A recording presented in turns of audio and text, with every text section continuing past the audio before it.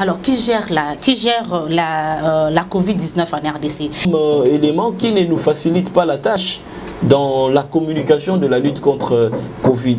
Tout ça, ça renforce les doutes du côté de l'opinion congolaise. Il y a négligence donc. Voilà, au niveau de certains acteurs politiques. On a vu les docteurs Eteni Lugondo entourés de beaucoup de personnes. Vous avez la manifestation des symptômes, vous n'avez qu'à effectuer un appel. Appelez les 101, appelez les 109, appelez les 110. Des numéros qui ne passent même pas. Qui passent gratuitement nuit et jour. Ça ne passe pas. Bana Congo, pe mokili mobimba. Tolanda biso nyonso Diane W la Supreme TV. Poto avez information qui toko. Toko samate. Bana Congo, Africa, Europa, mokili mobimba. Tolanda chaîne qui toko. Diane W la Supreme TV. Oeba masolo ya mboka, masolo ya ndembo. Politique, économique, il faut qu'on l'andaka tango nyonso. Diane W la Supreme. Mesdames et messieurs, fidèles internautes de Diane W la Supreme Télévision, fidèles internautes de Les Nazariens Télévision, une chaîne 100% chrétienne, bienvenue encore une fois de plus.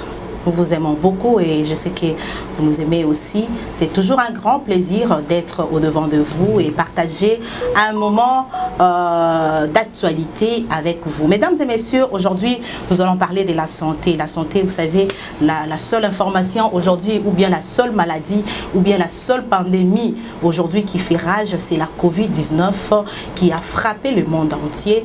Et on ne va pas se taire, on doit en parler. Raison pour laquelle nous allons recevoir pour vous Joël Lamika. Joël Lamika, c'est un jeune, c'est un entrepreneur et aussi un communicologue parce que il a fait ses études en communication. Il est aussi, mesdames et messieurs, membre de l'équipe, membre de la commission communicationnelle de l'équipe de la riposte contre la Covid-19. Il est déjà là avec nous sur ce plateau. Bonjour Joël Lamika. Bonjour Madame Diane. Comment tu vas? Dieu fait grâce. Dieu fait grâce. Oui. Et la Covid, ça va? La gestion de la Covid à Kinshasa ou bien en RDC, parce que vous êtes de la communication. Comment est-ce que ça se passe déjà?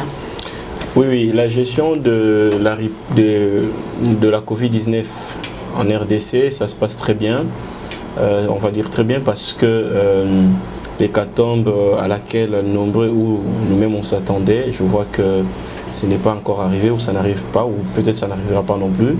Parce que nous avons une ressource humaine très forte. L'équipe du docteur Mouyembe est très forte et donc nous avons maîtrisé la situation. C'est pourquoi d'ailleurs vous remarquerez que depuis quelques semaines nous avons plus de guéris que de morts. Donc voilà.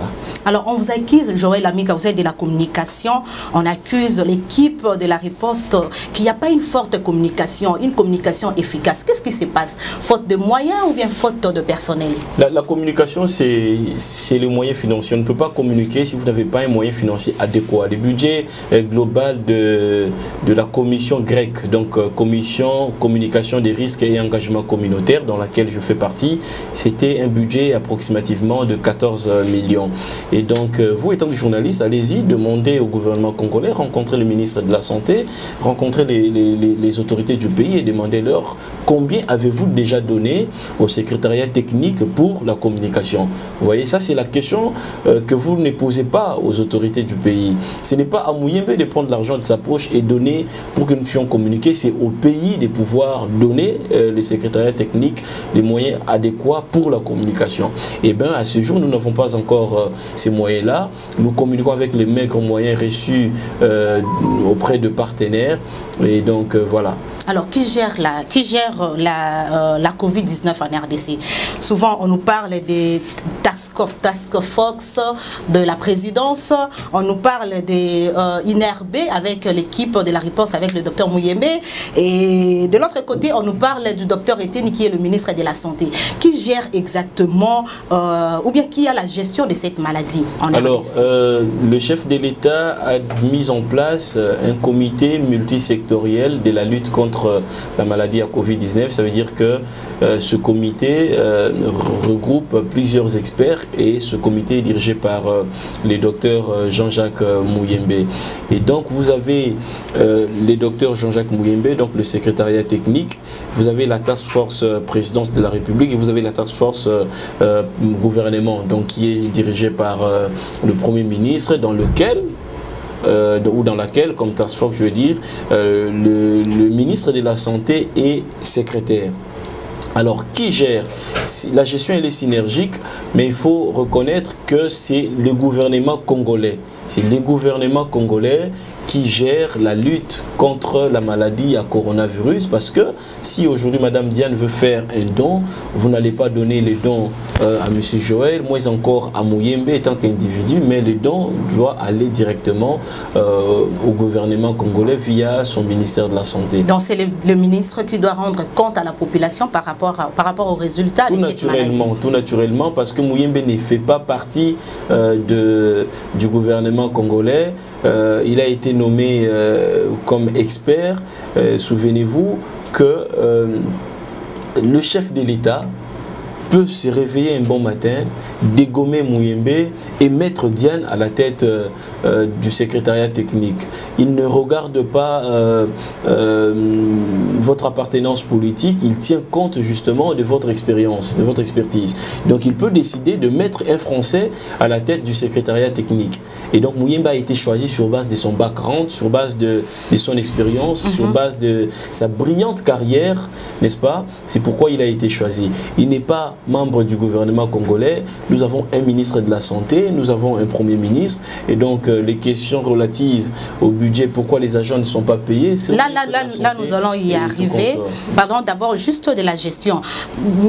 L'AMICA, ma question est celle-ci, les bilans à ce jour de la gestion de cette maladie, quel est le bilan? Le bilan est, je vais dire, on va dire de manière globale, positif.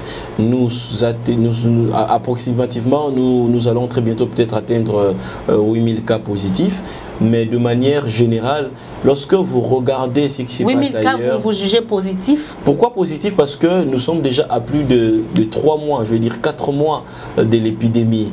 À 4 mois de l'épidémie, en France, ils avaient beaucoup de morts. À 4 mois de l'épidémie, aux États-Unis, ils avaient beaucoup de morts. C'est vrai que les nombres de morts que nous avons ne sont pas à minimiser. Mais je rappelle ici que nous n'avons pas un système sanitaire fort. Et ce n'est pas à Mouyembe de venir changer la situation, n'est-ce pas, dans le secteur sanitaire qui dépend bien évidemment déjà du gouvernement congolais. Le système sanitaire étant faible, nous on devrait en réalité être parmi les pays les plus touchés parce que nous n'avons pas un système de santé fort. Le pays entier a combien de respirateurs par exemple? Le pays entier a combien d'hôpitaux, je vais dire, dotés des technologies évoluées? Il n'y en a pas assez, vous voyez? Et donc, au regard de cette situation, je veux dire, de notre pays, je pense personnellement que nous avons la maîtrise de la situation, mais également nous avons la grâce de Dieu, n'est-ce pas, d'avoir à ce jour, 4 mois après, d'avoir approximativement 8000 cas positifs. Alors, vous êtes de l'équipe de la communication.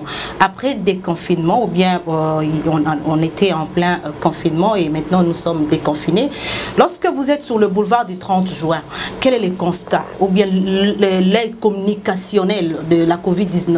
Parce qu'il y a beaucoup de gens qui ne croient plus à cette maladie, disent qu'apparemment la Covid n'existe plus. Il n'y a pas renforcement de mesures barrières, il n'y en a plus. Et on se pose des questions. Est-ce qu'il y a vraiment Covid-19 en République démocratique du Congo? Cette question là m'a été posée à toutes les émissions à laquelle je suis passé depuis un bon moment. Je crois que aujourd'hui la problématique elle a légèrement évolué. Les gens ne sont plus au stade est-ce que la Covid existe ou pas, mais les gens se posent d'autres questions. C'est vrai qu'il existe encore des gens peut-être comme vous qui se demandent est-ce qu'on a la maladie dans ce pays. Eh bien moi je comprends. Mais parce que lorsqu'on est sur le boulevard, on ne sent pas. Je comprends. Il n'y a pas de mesures barrières. Je comprends pourquoi les gens se posent ces questions-là. Eh bien c'est pour plusieurs raisons. Les gens se demandent est-ce que nous avons la Covid-19 ou pas, pour plusieurs raisons. La première, nous avons la même Covid, et bien la même saccage en France, ben pourquoi pas chez nous? les gens se demandent, est-ce qu'on a vraiment la Covid? Eh bien, moi, je n'ai pas porté le masque et ça fait 6 mois, je n'ai pas contracté la maladie. Eh bien, la personne se demande, pourquoi je n'ai pas contracté la maladie? La personne regarde ce qui se passe ailleurs. Le nombre de morts que nous avons ailleurs, plutôt que le monde a connu, et il compare avec ce que nous avons au Congo et il se dit, ben, nous n'avons pas la Covid-19. Les gens regardent comment est-ce que les populations congolaises ne se protègent pas contre cette maladie et ils se demandent, pourquoi est-ce que je n'ai pas contracté la maladie? Pourquoi est-ce que mon voisin, pourquoi est-ce que ma mère ou ma soeur n'a pas contracté la maladie? Je rappelle ici que la RDC a une population majoritairement très très jeune et vous savez, notre population étant très jeune n'a pas été vraiment, je veux dire, ou sensiblement touchée par la maladie. Et du coup, elle ne se sent pas non plus concernée par la maladie. Ça, c'est d'abord un premier fait. Deuxièmement, ce manque, je veux dire, d'intérêt,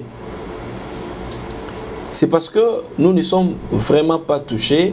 Et nous ne sommes pas vraiment touchés parce que nous sommes une population qui a fait face à plusieurs épidémies avant le coronavirus. Nous avons fait face au paludisme. Et bien, le traitement étant similaire, notre système immunitaire a été renforcé et même efficace.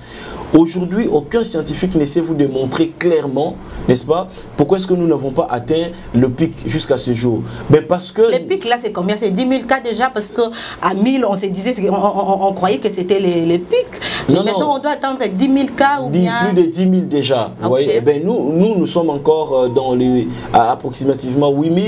C'est non seulement grâce à Dieu, mais parce que notre système immunitaire a été renforcé ou est très efficace au regard de tous les traitements, n'est-ce pas, que nous avons déjà dû prendre par rapport à d'autres épidémies qui nous ont frappés. Je rappelle que nous avons connu Ebola, nous avons connu les palous, nous avons connu presque plusieurs épidémies. Et aujourd'hui, les Congolais ou certains Africains ont un système immunitaire assez fort qui sait résister à cette maladie. Apparemment, vous voulez nous amener, comme aujourd'hui en Suisse, ils prennent la Covid-19, ils ont accepté la Covid-19 comme la malaria, comme... Ça ne sera pas que le cas d'un pays. Ça ne sera plus le cas d'un pays, ça sera le cas du monde. Ça veut dire que aujourd'hui, la nouvelle dynamique partout dans le monde, c'est de vivre avec. C'est une maladie, c'est une épidémie, un peu comme le palud, n'est-ce pas? C'est vrai qu'avec une envergure légèrement, on va dire, élevée, mais les gens doivent apprendre à vivre avec. C'est vraiment ça la nouvelle dynamique.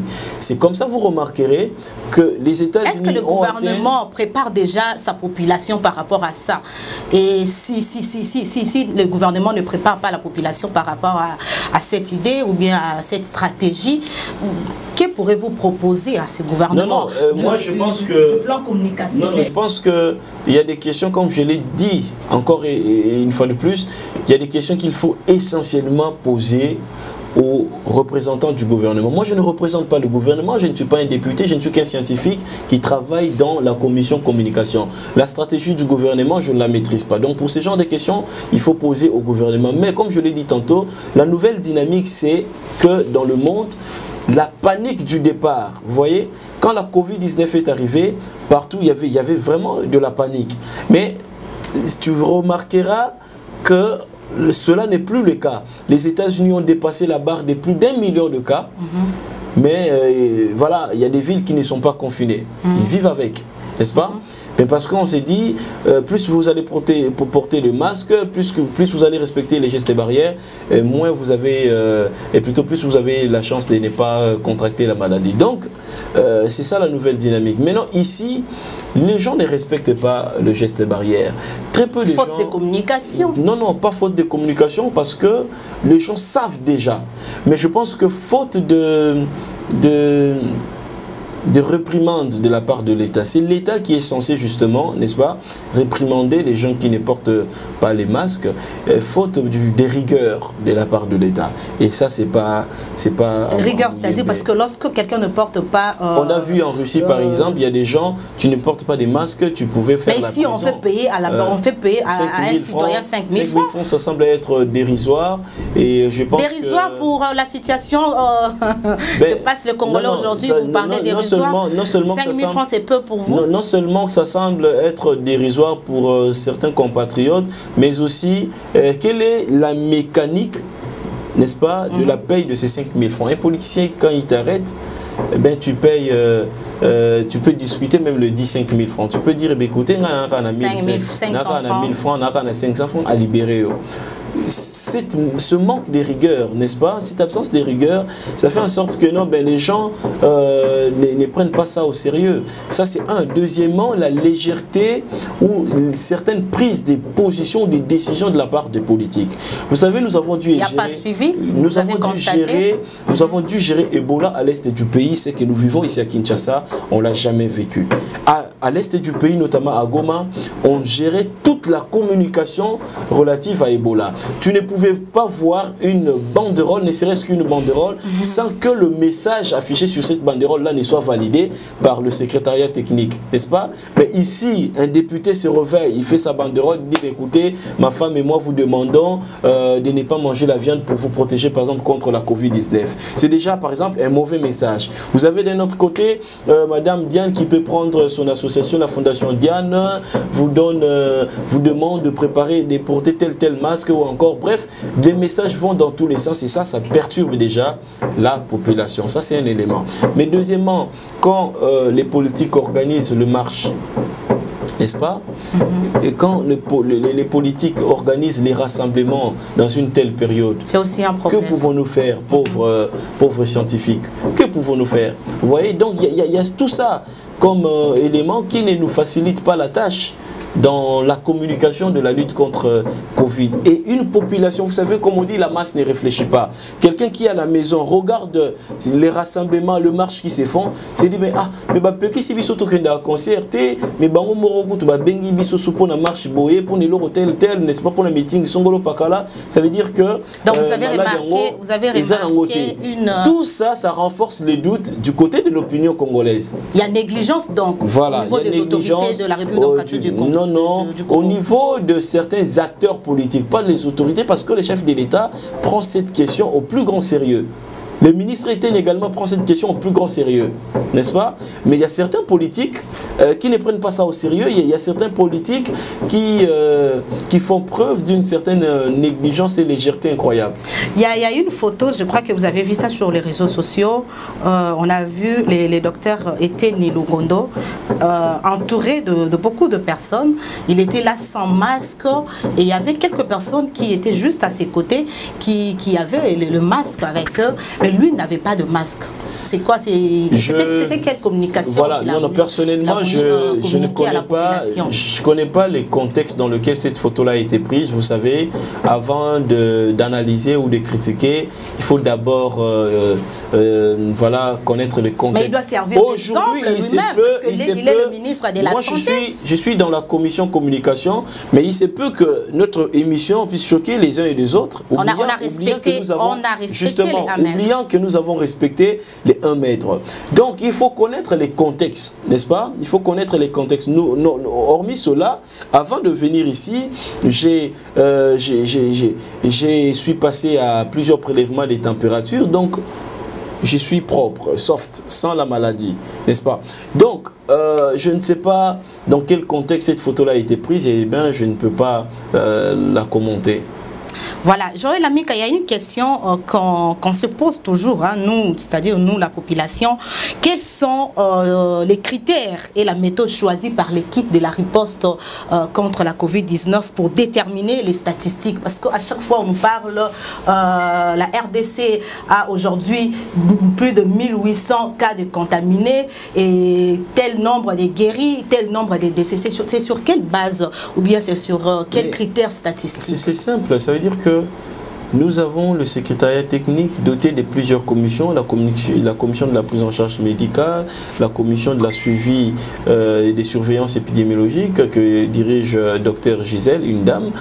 Nous avons plusieurs commissions. Lorsque le prélèvement est fait, on a fait les prélèvements des données de Madame Diane et que ces données vont au laboratoire. Ici sont analysées et qu'il s'avère être et que vous s'avérez être un cas positif. Même si vous n'effectuez pas des descentes sur le terrain. Si on n'effectue pas les descentes vous sur attendez le terrain. les maladies ou bien le malade dans vos hôpitaux ou bien non, comment ça ne se passe pas calculer comme ça. Ça déjà, je demande aux Congolais de ne jamais se déplacer. Dès lors que vous remarquez que vous avez quelques symptômes en vous, vous ne pouvez pas vous déplacer parce qu'il y a risque de contaminer, n'est-ce pas, les gens que vous allez fréquenter en route. Est-ce que vous savez qu'il y a des cas non dévoilés jusque-là qui restent à la maison sans pourtant que l'équipe de la riposte puisse...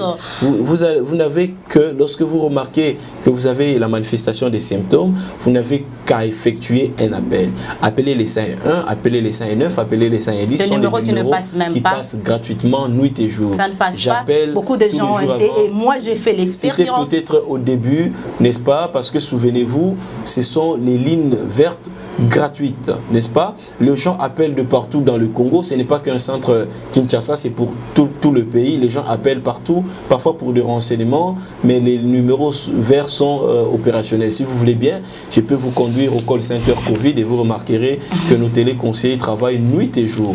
Ça, c'est un. Deuxièmement, pour que nous puissions publier les statistiques, les cas confirmé, c'est-à-dire que les données ont été analysées dans le laboratoire et puis ces données sont vraies, c'est-à-dire que la personne est confirmée comme cas positif et nous affichons les bulletins nous affichons plutôt les chiffres sur les bulletins. On va faire un exercice. Deuxièmement, oui. On va faire un exercice. Hier, c'était la marche. Hier, c'était déjà combien? On était à quel nombre de cas contaminés? C'est pas comme ça. Je pose la question. Voilà, c'est pas comme ça. Je pose la question. Hier, c'était combien? Voilà, déjà, attendez, c'est pas comme ça que ça marche. Premièrement, si vous avez été exposé à un cas positif comme Joël par exemple, il vous faut 14 jours. Maximum 14 jours pour commencer à manifester les symptômes. La dernière marche, c'était quand déjà? Ce n'est pas parce que vous avez été avec Joël. Il y a 2 semaines passées. Alors, vous avez remarqué que nous avons aussi connu plusieurs cas positifs depuis un moment, n'est-ce pas que nous avons aussi plusieurs cas guéris, mais nous avons connu plusieurs cas. Ça, c'est un. Deuxièmement, Madame Diane, nos bulletins sont publiés J-1, c'est-à-dire que les bulletins qui est publié le lundi sont les résultats analysés les dimanches. C'est pourquoi je vois les gens nous écrire via Facebook disant « Mais il y a ma tante qui est morte ce dimanche, mais j'ai vu que vous avez écrit 0 décès. N'est-ce pas? Parce qu'on ne calcule pas le même jour. Les gens finissent à travailler très tard. Les résultats qui sont analysés... C'est après 24 heures, donc. Voilà. Les résultats qui sont analysés ce dimanche, vous retrouverez les données le lundi, sur les bulletins du lundi, et non le même jour. Parce que nous avons les données qui viennent des provinces. Vous voyez, ça c'est un élément vraiment sur lequel il faut insister. Voilà. Alors, pourquoi il y a... Ou bien, d'abord la première question, apparemment il y a une incompréhension entre le docteur Mouyembe, l'équipe de la riposte et le ministre de la Santé, docteur Eteni Lomondo. Qu'est-ce que ne va pas? Il y a malentendu entre... Il n'y a pas eu contradiction, je pense que... Il n'y a pas eu contradiction, il y a eu peut-être... il y a confrontation même. Pas non plus, il n'y en a pas non plus. Je pense que... Je peux même ajouter avec son vice-ministre, aujourd'hui qui l'accuse de la mégestion. Personne n'a la confirmation que les propos ou les documents qui a circulé et les documents attribués au vice-ministre de la Santé est vrai. Donc, je ne sais pas, personne ne peut confirmer parce que il se peut que ça soit infecté. Il y a un non-dit par rapport à ça ou bien moi, quelque chose qui se cache? Je ne sais pas commenter cet aspect-là parce que je ne suis pas du gouvernement, je ne suis ni porte-parole de... Vous êtes en tout moment avec les excellents, c'est normal. Je suis avec le ministre Eteni dans le cadre... Et vous êtes de la communication? Justement, dans le cadre de la lutte contre la Covid-19, donc comme membre du secrétariat technique et non comme membre de son cabinet. Je ne travaille pas directement avec le ministre Eteni. Par contre, la position du docteur Mouyembe, vous savez, si le Congo n'a que 3 Congolais les plus honnêtes, eh bien vous trouverez Mouyembe sur la liste. C'est ça le Congolais, vous louez la personne lorsque vous travaillez avec lui et après vous dites que c'est pas une bonne personne. Vous savez, beaucoup de gens, il faut avoir le temps de fréquenter ce papa-là et Mouyembe, il faut vous rappeler, il a 78 ans. À 78 ans, c'est pas quelqu'un qui court derrière certains sentiments que vous et moi pourrions courir. C'est pas un jeune, il court pas derrière un véhicule, il court pas derrière un voyage, il court pas derrière l'argent parce que tout ça, il en a connu. Il a une brillante carrière, souvenez-vous. Qu'est-ce que Mouyembe n'a pas fait? Quel est le trophée qu'il n'a pas eu? Donc c'est quelqu'un qui a une brillante carrière, qui ne court pas derrière la gloire, qui ne court pas derrière l'argent. Depuis très longtemps, avec tous les succès que Muyembe a connus, Muyembe habite Mongafula, c'est pas quelqu'un qui habite Montfleury, c'est pas quelqu'un qui vit dans l'opulence, il mène une vie la plus soft et la plus modeste que possible, vous voyez, la plus normale que possible. Donc quand il dit qu'il n'a reçu que telle somme, eh bien c'est vrai. Et moi je suis membre, qui gère déjà le fonds alloué à la Covid-19? C'est l'équipe de la riposte. Moi, je n'ai été payé qu'un seul mois. Eh bien, que voulez-vous? Qui gère le fonds alloué? Alors l'argent, nous sommes payés par le ministère de la Santé parce que, comme je vous ai dit tantôt, l'argent est géré par le ministère de la Santé et non par un individu qui s'appelle Muyembe. Ce n'est pas à Muyembe de me payer, c'est au secrétariat, plutôt au ministère de la Santé. Alors, le ministre de la Santé a expliqué ce qui est un élément aussi qui est vrai, sur le fait que, puisque la riposte, la lutte contre la Covid-19 est dans une approche zonale. Ça veut dire nous luttons contre la riposte à travers les zones de santé. Alors le ministre de la Santé s'était dit pour lutter, par contre plutôt pour payer les agents qui sont dans la lutte, j'adopte également une approche zonale. Ça veut dire que l'argent sera envoyé aux zones de santé et que les zones de santé payent les agents qui sont dans chacune des zones de santé du pays. Vous êtes dans la zone de santé d'Engaba, l'argent est envoyé là-bas, et bien on vous paye plutôt par la zone de santé d'Engaba. Alors, Congolais que nous sommes, nous savons comment le pays fonctionne, nous savons l'immoralité et comment le manque d'éthique des uns et des autres. Certains chefs des zones de santé, n'est-ce pas, ont gonflé les listes en remplissant, en mettant les noms de leurs femmes, de leurs enfants, de leurs cousins et cousines. Et le ministre s'est vite rendu compte que la liste elle était beaucoup plus allongée qu'elle devrait l'être. Mais il n'y avait pas une liste définitive de l'équipe de la riposte. Si, il y en avait. Mais il fallait tenir compte de ça. Ils ont refait, ils sont en train de revisiter le liste, de retravailler sur les listes pour que finalement nous soyons payés. C'est pourquoi nous avons. Quand est-ce qu'ils ont constaté qu'il y avait surplus de personnes? D'après le Parce que les agents ont fait 3 mois sans être payés. Oui, d'après le ministre de la Santé, c'était juste après la première paye. D'après le ministre. C'était quand, au mois de mars? Oui, au mois de mars, nous avons reçu la première paye. Mais à ce jour, il dit qu'il analyse le liste. Je pense que on peut incessamment être payé. Incessamment, c'est-à-dire c'est trop vague. Incessamment. Je ne sais pas la date exacte parce que je ne connais pas la date exacte. Mais vous avez rencontré les premiers ministres, Sylvestre Ilunga Ilunga. Les collègues qui étaient sur terrain l'ont rencontré et il a promis régler la situation dans un bref délai, un langage politique. Mais donc, pour vous, c'est la mauvaise foi? Ou bien c'est, puisque vous le dites, c'est le surplus de noms ou je ne sais quoi. C'est la mauvaise foi comme beaucoup de gens les jugent. Parce que les personnes qui sont vraiment livrées ou bien qui sont là en tout moment exposées de cette maladie, grave maladie même. Je salue encore l'abnégation dont font preuve nos collègues, mes collègues, surtout les infirmiers. Parce qu'ils prennent des risques énormes. Au risque et péril de leur vie, ils travaillent nuit et jour pour sauver des vies. Et je pense que ces gens-là méritent beaucoup de respect. Malgré les donateurs extérieurs, malgré les fonds alloués par le gouvernement. Est-ce qu'il s'agit d'une mauvaise foi? Je ne crois pas. Je pense seulement qu'il s'agit d'un manque de sérieux. Est-ce vraiment une raison, Joël Lamika? Un manque de sérieux, justement. Il s'agit d'un manque de sérieux dont les Congolais ont toujours fait preuve, malheureusement. C'est qui? Je ne sais pas.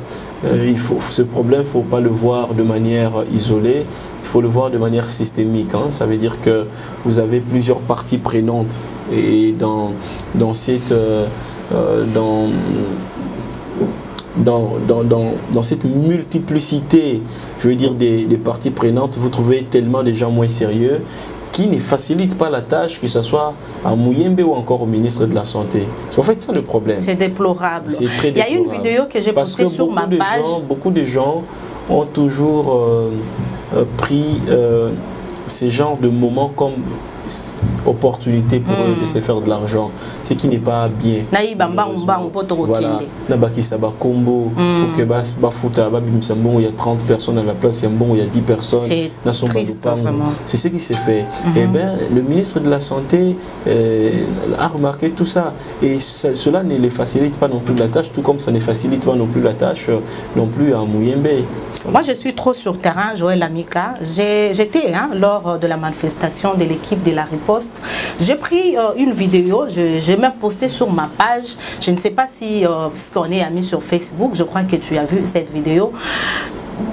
En tout cas, j'étais vraiment écœurée, vraiment choquée de voir que les ambulancieux, je sais, c'est ce qu'on les appelle, non? C'est comme ça qu'on les appelle.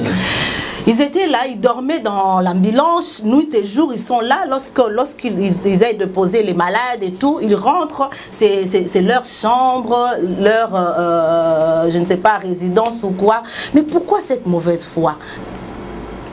Alors,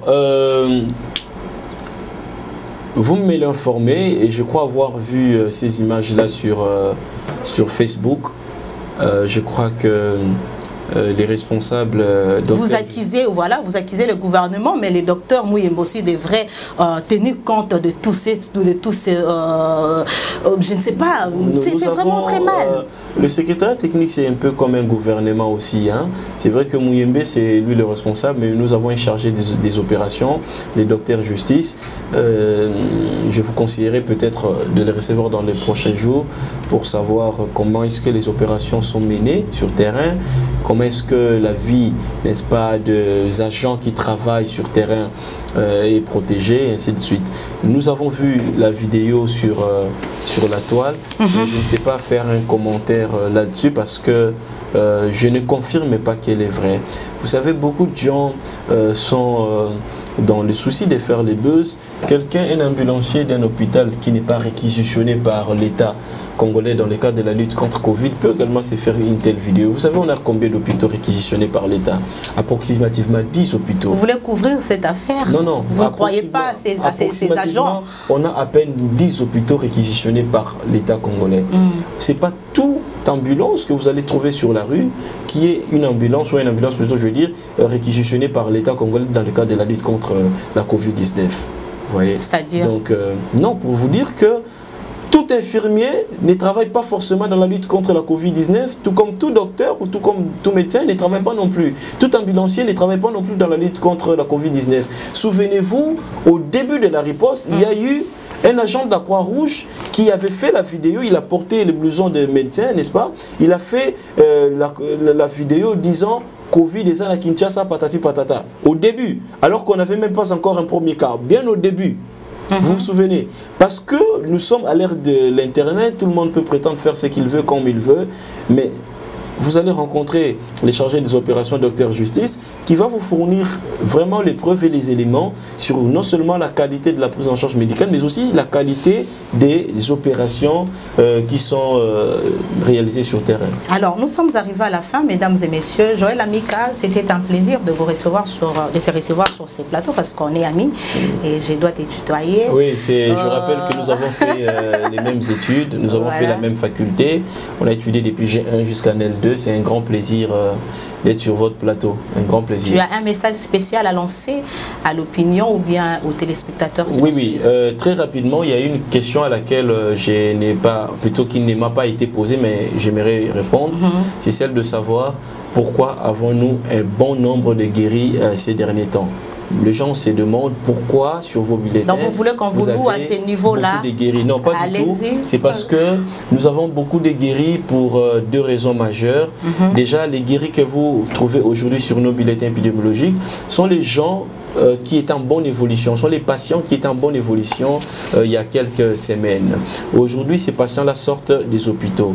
Deuxièmement, la situation, ces nombres de guéris se justifient sur le fait que nous avons modifié les protocoles de déclaration des guéris.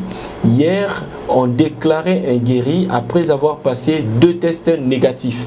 Donc, après avoir été interné dans un hôpital, le patient Covid devrait passer 2 tests négatifs pour quitter l'hôpital.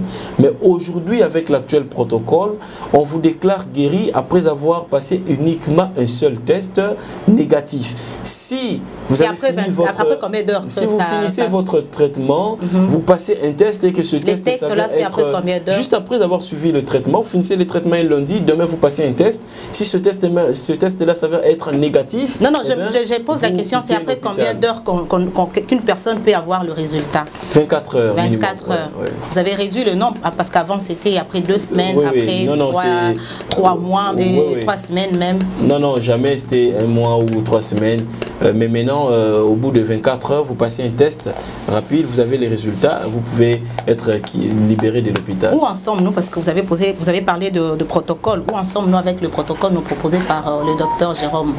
Oui, les essais cliniques du docteur Jérôme Mouniangui évoluent très bien.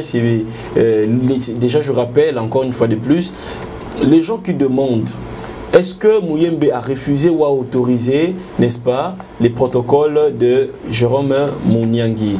Je rappelle encore à vos téléspectateurs que le docteur Mouyembe n'est pas l'organe habilité pour autoriser ou interdire un quelconque traitement contre une quelconque maladie.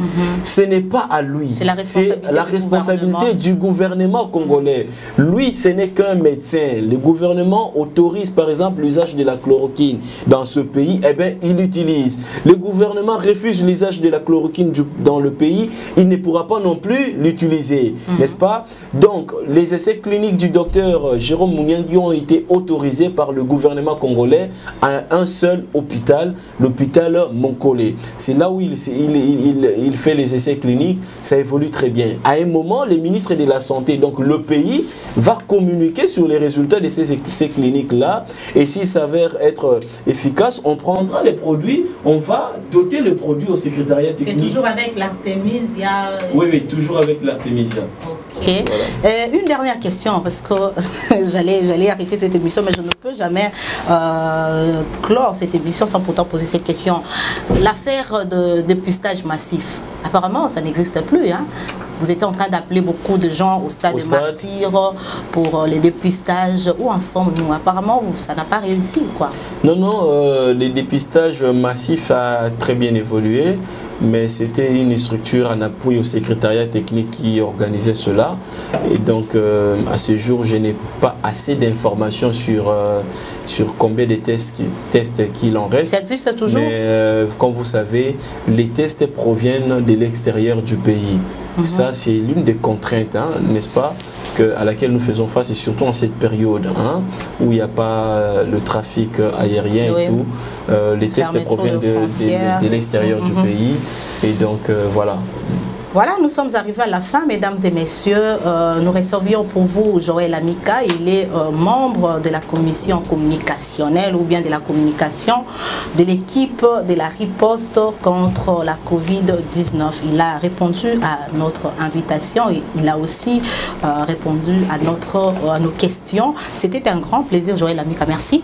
Merci beaucoup. Et merci à vous, merci pour votre attention, mesdames et messieurs. Abonnez-vous massivement à Diane W, la Suprême Télévision.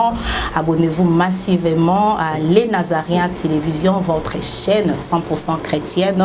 Et ça nous fera énormément du bien. Restez en bonne santé et au revoir. Bana Congo, pe mokili mobimba. Tolanda biso nyonso Diane W, la Suprême TV. Tous avez information qui toko samate. Bana Congo, Africa, Europa, mokili mobimba tolanda chaîne kitoko. Diane W, la Suprême TV. Boeba masolo ya mboka, masolo ya ndembo. Politique, économique, il faut kolanda katango nyonso. Diane W, la Suprême.